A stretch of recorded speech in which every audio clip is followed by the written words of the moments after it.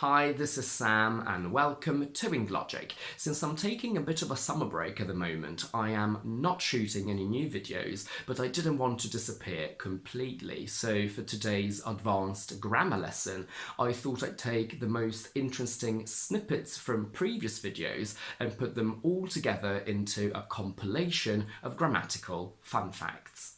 If you've been following my channel for a while, this will give you the chance to test yourselves and see how much you remember from those videos. If you're new, this will give you a little insight into what my channel is about. I will link the full videos that I'm taking these bits from in the description and also as cards over here. So if your curiosity is piqued, you will easily find the full explanation of the topics. We're now going to see how and why both these sentences are correct. My family live in Italy and they visit me often. Family is at the core of society and we need to protect it. This happens mainly in British English, where we consider words like family in the plural when we see them as a group of specific people and individuals. So I'm talking about the members of my own family. We use family in the singular when it refers to a more abstract concept, so family as an idea, not specifically mine or yours. So the English would ask me, are your family here in London as well? This happens with words like team, firm, bank, government, but as far as I know, in American they tend to prefer only the singular version. My firm were very welcoming refers to every single person in the firm on a personal level. My firm is based in London refers to the impersonal building. The UK government are deciding what to do refers to the specific government in the UK. The government needs to protect its citizen refers to the concept of government in general. The extremely geeky part of all of this is that in relative clauses we should prefer who when we consider these words plural. The team, who have been training very hard, are ready to play, means that I'm talking about this specific team. We use which when these words are used in the singular. But this is ridiculously advanced grammar that we don't always follow or pay attention to ourselves. It's great that now you know the difference between these topics, but it's absolutely fine if you say my family lives in Italy. And sometimes we also mix singular and plural. You can say my bank is the biggest in Europe and they are planning to expand. It's absolutely fine. Words ending in ICS are usually uncountable and singular when we refer to them as a subject. Mathematics, politics, physics, statistics is a wonderful subject.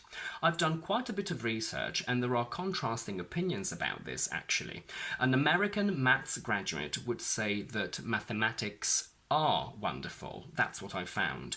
But here is what I suggest you do in order to pass exams and to be on the safe side. When you talk about the science, stick to the singular form, although, for example, in British English, the word politics can be used in the plural, but I would avoid it and it's not actually very common. But when the word politics means political views and ideology, we use it in the plural. His politics are very conservative. When the word mathematics refers to the calculations related to a specific project, you can use it in the singular or in the plural. The mathematics of this project is or are very complicated. In English, when we talk about people, except for a handful of conceptually gender-specific words such as guy and girl, man and woman, where the difference between male and female is conceptually clear, we don't usually understand who we're talking about. If I say to you, my colleague, you understand that it's one person, but you don't understand from my sentence if it's a man or a woman. So, if I say to you, my new colleague is great, and you want to know the age of my colleague, what do you ask me? In a lot of languages that have gender, when this is not clearly specified in the context, they use the masculine version by default. So they would say, how old is he?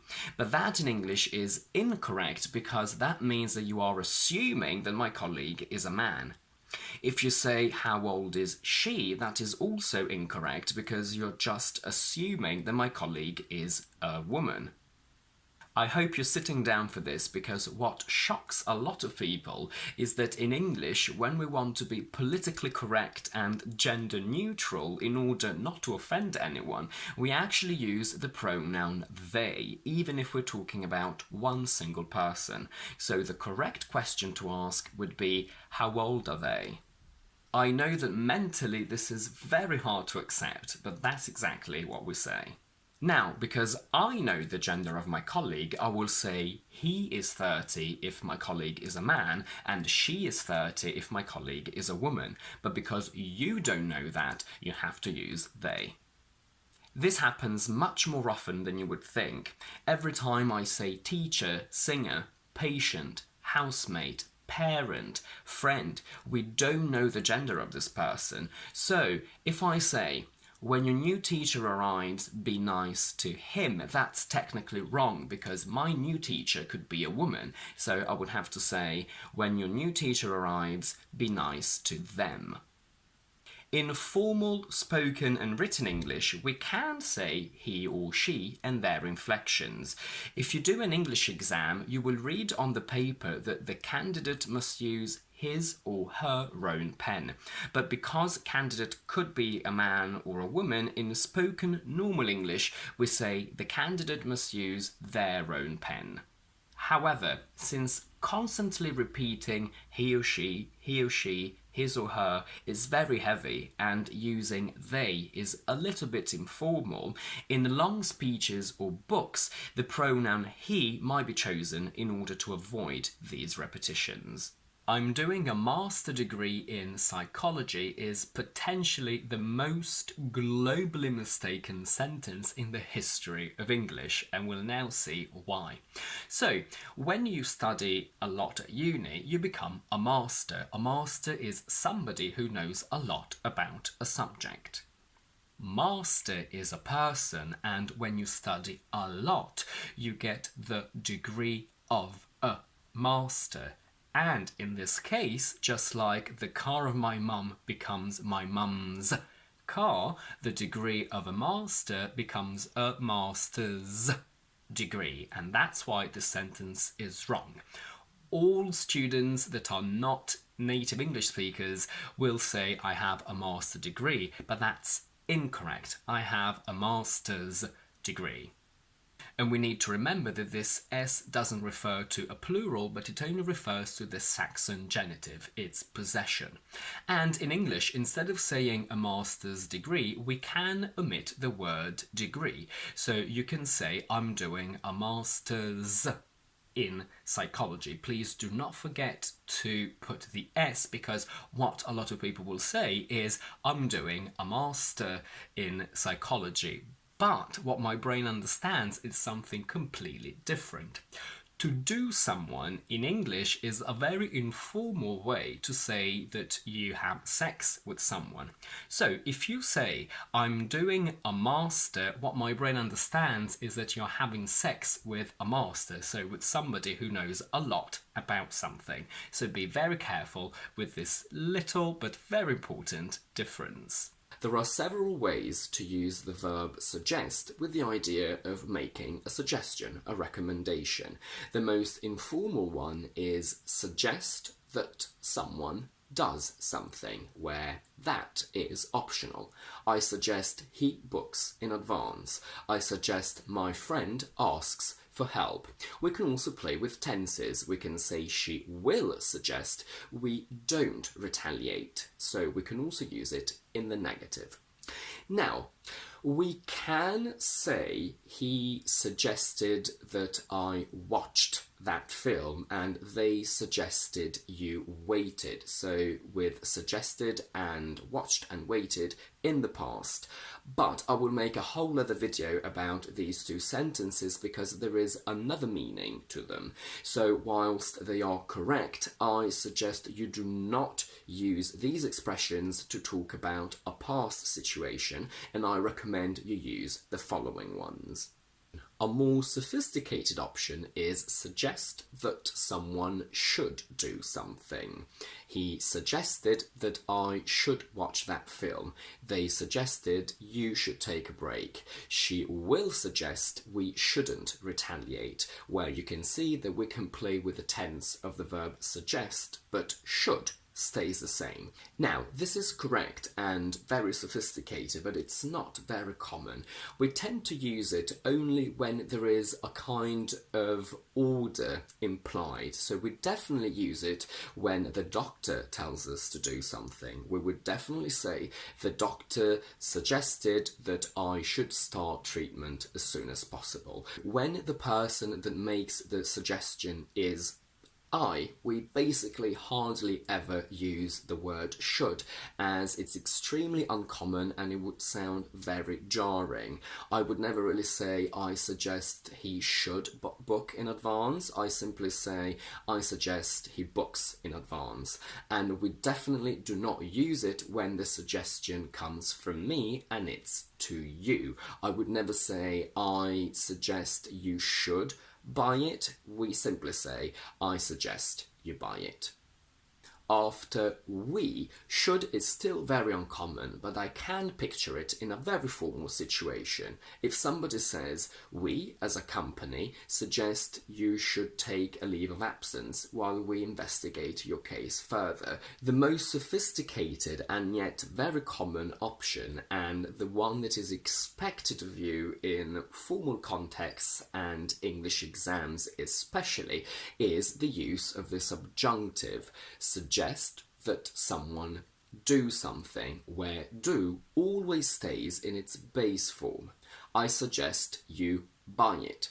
She will suggest we retaliate. He suggested I watch that film. So whilst we can play with the tenses of suggest, the do stays the same in its base form. Since we need to keep the verb do in its base form because it's in the subjunctive mood, we say we suggest he go home and we suggested she go home. This specific structure is very sophisticated, so whilst it's expected of you in English exams, when we speak, we often say we suggest he goes home using the first informal option. Another bizarre sounding structure is the one that involves the verb to be. We say the doctor suggested I be seen by a specialist because, again, we need to keep the verb be in its subjunctive mood, which is basically its base form.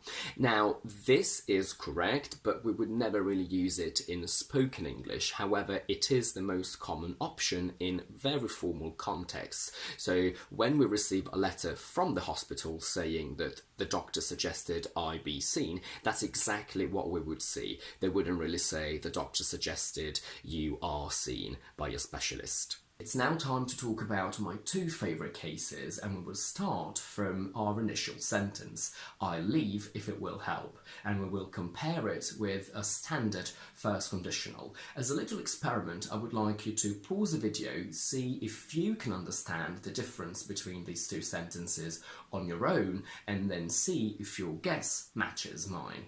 In the second sentence, if I win is the condition and it must happen first. I'll go is the result that will only happen in the event that if I win happens. So winning must happen first and going will happen second. In the first sentence, on the other hand, I leave is what happens first and if it will help is the result which happens second. So it's the exact opposite of a standard first conditional, and this is when we can use if plus will, when they introduce the result. I'll take the week off first, and as a result, that will make you happy. I'll give up smoking first, and that will save our marriage as a result. I'll lend you money first, and that will ease your financial pressure as a result again. Although this structure is correct, we don't always make this distinction between result and condition, especially in spoken English. We normally would say, I can lend you money if it helps, or I'll take the week off if it makes you happy. So you will probably hear a standard first conditional more often than not, but it's completely up to you to decide if you want to be extremely accurate and use if plus will in these cases. Let's get even more technical and imagine it's Wednesday and I say these two grammatically correct sentences to you. If you will not be free on Sunday, we will reschedule. If you are not free on Sunday, we will reschedule. The second one, which is the one we're used to the most, means that if on Sunday you realise that you can't meet on Sunday, then we will reschedule on that day, on Sunday. The first one, however, means that if you can predict now, on Wednesday, that you will not be free on Sunday, we can reschedule now. So today is Wednesday and we will reschedule now because you already know, or you can predict, that on Sunday you will not be free. Just like the previous case, in normal spoken English, we don't usually differentiate between these two concepts and we tend to use the simple present only. If you are not free on Sunday, we will reschedule, but you're very welcome to use the other option now that you know that it exists. And that's it for today. If you like this video, please don't forget to give it a thumbs up and to subscribe to my channel down below. And do let me know in the comments if you have any questions and if you'd ever noticed that we can use if and will in the same clause in some specific cases, not all the time. In the meantime, I will see you on Tuesday with another explanation video.